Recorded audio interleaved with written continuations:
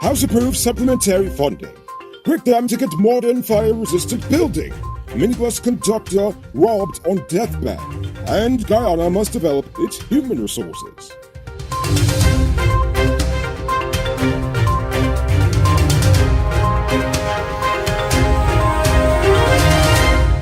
I am Rico Bulford, and this is Uncut News. Do you see news happening? Send us a tip on WhatsApp at 592-659-6151.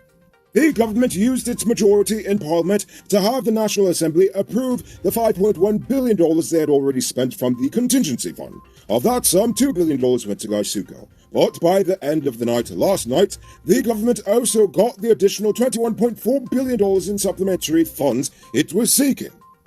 According to Minister Ben, the new Bricktown police station will be a modern structure that is 11 stories tall and fire-resistant. He said this today at the Thanksgiving Award ceremony for Regional Police Division 4A. The media was not invited to this event, and the announcement was made by the Police Public Relations Department, which promised to provide more information. However, they have still yet to do that because they are incompetent at their jobs and exist only to spite the media at every possible occasion. According to the government, the whole reason why the new Bricktown building is going to be fire-resistant has nothing to do with the fact that we live in the 21st century and that's how things should be done. Rather, it's APNU's fault. Tom Law told Parliament that threats from APNU have also forced them to increase the number of security guards at all state buildings nationwide. He was telling this to Parliament last night. The cost was not specified to them, nor did he specify just how many guards would be hired, nor did he even specify if they would be armed with weapons of any kind. Even though he's blaming the opposition for the fire, neither the police force nor the fire service has stated whether there has been any political links in the fires. No one from the opposition has been charged with the major fires at the buildings for this year. House Speaker Mansour Nadir turned down a request by Christopher Jones for references to the opposition to be expunged from the records. However, Nadir responded that the reference could be the opposition inside or outside the House. That is what you call gaslighting. So, in other APNU-related news, Sunday, it's going down at Congress Place Sapphire. A set of geriatric politicians are about to go head-to-head to claim the prize of Guyana's next-top Dynamite. Over 3,000 delegates from around the nation are expected to select who they hope will be the person to take them out of the opposition desert and into the promised land. It's the PNCR Biennial Congress, this weekend only. Be there or be square, brother. You gotta make the news fun somehow, am I right? Now it's time to tell you about Best Buy's car of the day. Currently on sale is this 2011 Subaru Forester XT. It comes with all-wheel drive, driving mode, Bluetooth, mag rims, new tires, TV, CD, stereo, reverse camera, rear spoiler, and much more. Buy cash for $4.7 million, or pay it down as low as $940,000 down, with around $106,500 monthly for 4 years, and it is yours. Call or WhatsApp 662-0844 for more info, or visit the showrooms at Lot 171 Bureau Street, Queenstown, or Lot 2 Lamar Street, and tell them Rico sent you for this sweet deal. Today, Permanent Secretary Sharon Hicks was charged with corruption when she made a court appearance at the Georgetown Magistrates Court. She pleaded not guilty to the charge. Hicks, who was being represented by attorney Sace Gunraj, was released on $100,000 bail and will be back in court on December 20th. Today, 24-year-old nurse Janila Simona McCamanon was remanded to prison for allegedly breaking into the house of her ex-lover and stealing $1 million in items, including raw gold. She pleaded not guilty to the charges. The court heard that Ronks searched her home and found most of the items except for the raw gold. However, the container which held the gold was recovered. McMananon was remanded to prison until December 22, 2021. The police are currently investigating a murder in Baramita, Region 1. According to the police last night, a Venezuelan national known only as Dorian was fatally shot on some nondescript street in the village. The suspect fled the scene before the police could arrive. Are you still using a Mongo Pelter by choice, or you simply can't afford a new cell phone? Good news for you! Digicel is slashing prices in half on the Samsung A3, the DL3 Pro and Pro Plus this Christmas. Upgrade to a brand new smartphone for just $9,750 at any Cellular Plus Digicel store. This offer includes a free 1-month Prime bundled data plan. Pro tip, smartphones make good presents. In addition to having senselessly been robbed of his life, The family of 31-year-old minibus conductor Morvan Ness is telling people that someone also robbed him of his possessions whilst he was on his deathbed.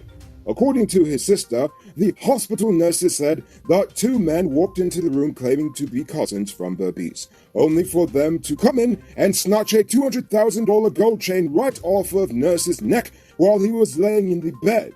She said that she has absolutely no idea who could have done that, as they have no such family in Berbice. But she does have the strong belief that the murder was premeditated and the robbery might have something to do with it. On a just as depressing note, it's time for today's daily reminder that we're still in the middle of a deadly pandemic. Today, the nation recorded 23 new cases.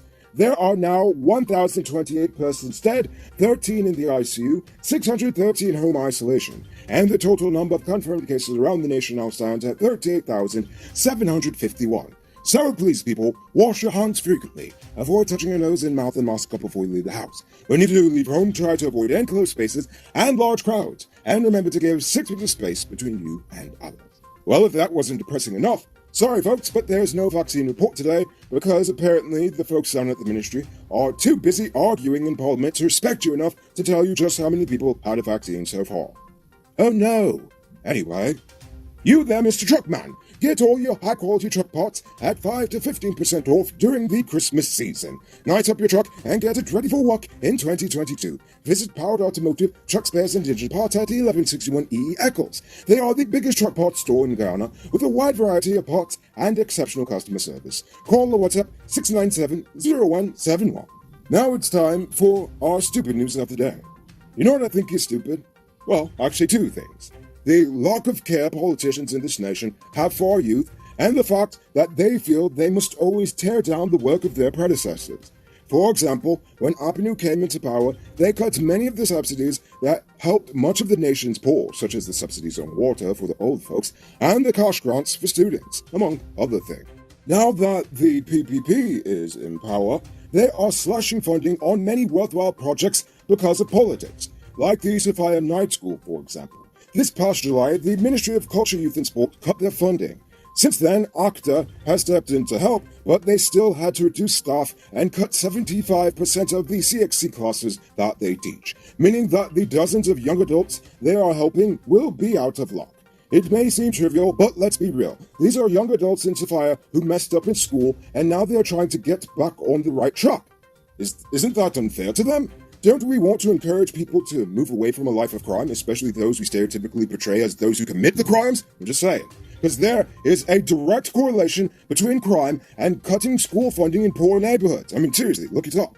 While it's good that this government is trying to expand legislation to help the poor in this country, it's also very important to remember that some of the most impactful projects that need funding in this nation do not involve our natural resources or infrastructure or any of that stuff. Rather, it's our human resources that need the most attention if we actually want to survive as a nation in the 21st century. So I think you'd agree with me in saying that any action that runs counter to that is pretty stupid. Moving on to our Uncut News Views Poll question of the day. Every day we pose a question about current events in Guyana, the region, the diaspora, and how you feel it relates to us. So you give your responses in the comments, and we'll read the best ones in the following episode. Yesterday's question was, what's the most pressing problem in the country today? Giovanni Frederick says, simply corruption. Indeed. Hanuman Velian takes it to the next level and says, the problem is crime, corruption in the public sector, and the poor drainage system. Fix these things and we'll have a safe and happy country again. However, Barefoot Wanderer gave the whole list. He says, on a whole, Georgetown looks dilapidated. City Hall looks like a forgotten haunted house. Oh gosh, it really does. Politicians lack integrity. They need to transparent and logical spending of the government. Lack of sensible, educated, proactive thinking, opposition parties to keep the government in check. Lack of treating all Guyanese as one and not divided by race or tier class system. Lastly, politicians don't act with the vision of leaving a legacy that will have all Guyanese celebrating their contribution for the betterment of all Guyanese for years to come. I could not have said it any better myself. So, before we get to tonight's question, you can move into your very own luxury home in 2022. Lenore Estates West Coast MRR Properties could have you saying goodbye to landlord in no time. Call or WhatsApp 592-618-5702 and ask about in-house financing. So, for tonight's question, since this government is so eager to just throw around billions, I want to know, what worthwhile venture do you believe this nation should be investing in? Not just monetary, I mean, come on, it could be human resources side. I really want to know. So, think about that question and tell us in the comments below. If your response is good enough, we just might feature it in our next episode. Anyway, that's all the time we have for tonight, and check us out on Monday for another.